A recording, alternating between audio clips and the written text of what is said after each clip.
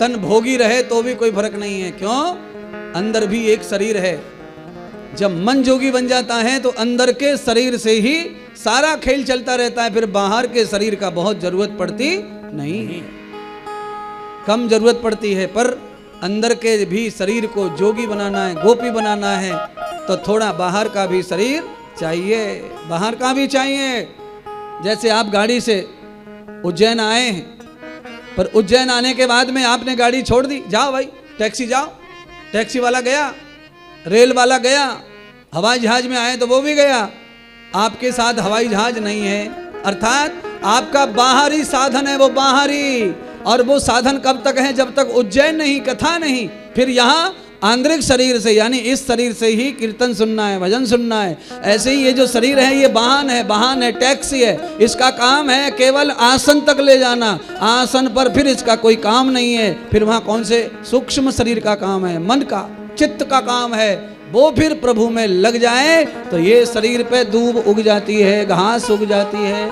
सुनाए कथाएं, सुनिए कथाएं सुनिए कि फलाने ऋषि के शरीर पर दीमक आ गई, दूब आ गई, घास आ गई। क्यों? दीमक कहाँ आती है? मिट्टी में। दूब घास कहाँ आती है? मिट्टी में। ये शरीर काहे से बना है?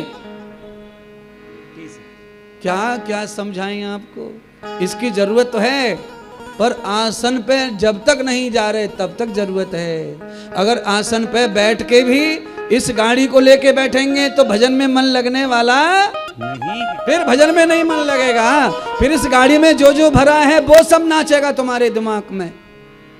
रामा रामा रामा रामा रामा रामा रामा रामा। ओ छोरी गैस बंद कर दे, राधे राधे राधे राधे, छोरी दरवाजे बंद कर दे। हे जय श्री कृष्ण, नमो भगवते वासुदेवाय नमो वासुदेवाय नमो। अरे 7 सीटी हो गई कुकर में।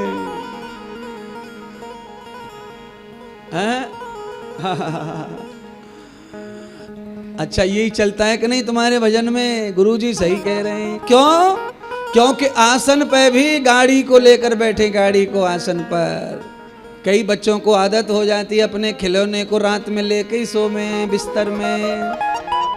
जब वो सो जावे तब माँ अपने बच्चे के खिलौनों को उठा उठा के रखे जगह पे, रात में लेके ही सो गया, खेलते खेलते सो गया।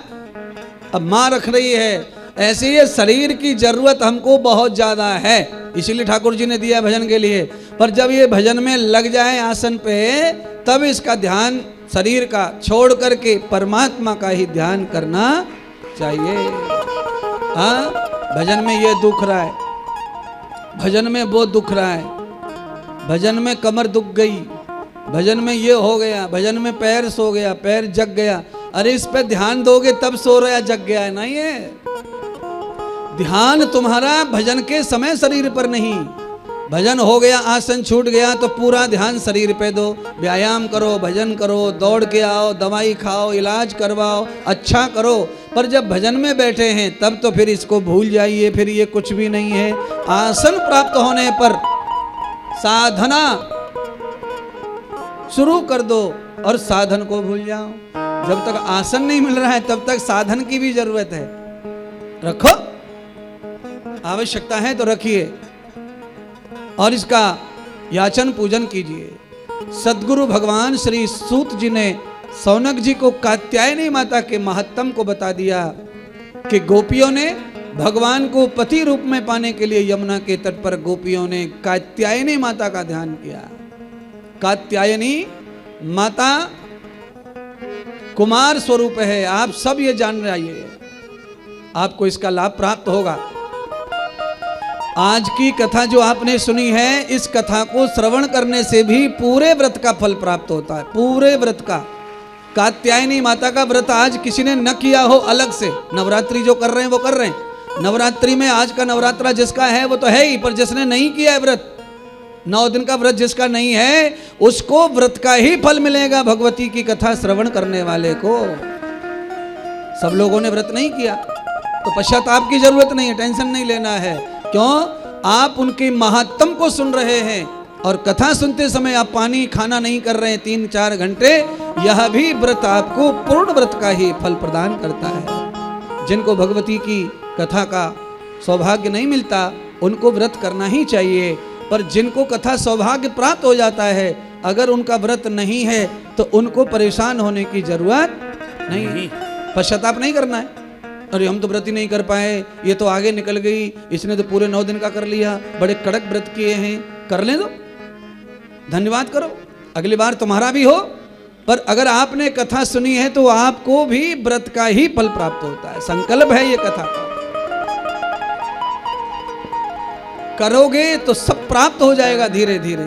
तापत्रयो भवन्ति सुखदाम तापत्रयो सर्वयुक्तिनाम ये वह कर्मं भूषणं द्वयाम भावा भवतन्न सरेश्वरः। भगवान कहते हैं, श्री सूत जी कहते हैं कि यमुना के तट पर कात्यायनी माता जो है विराजमान हो गई हैं पूजा करवाने के लिए। स्थितम त्वया गोपीनाम,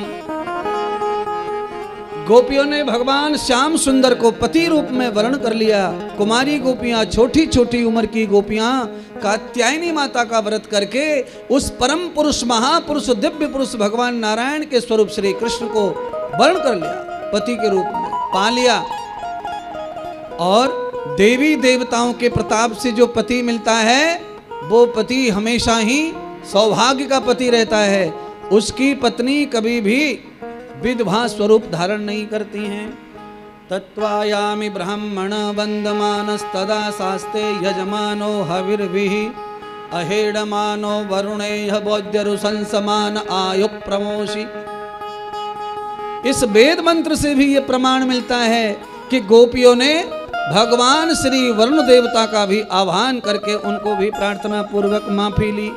आपसे कोई गलती हो जाए तो हमें तत्काल माफी वाला काम तो तत्काल ही कर लेना चाहिए।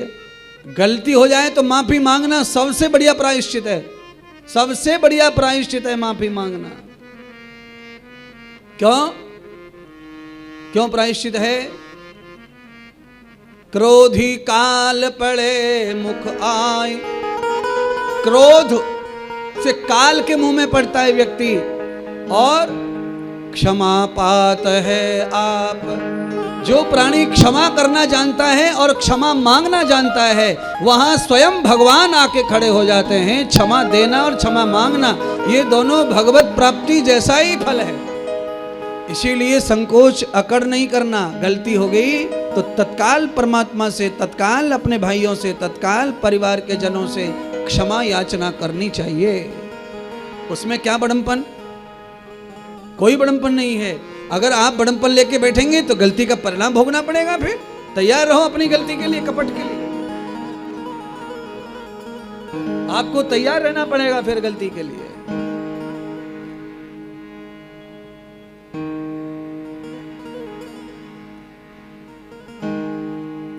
थोड़ी देर कथा सुनेंगे,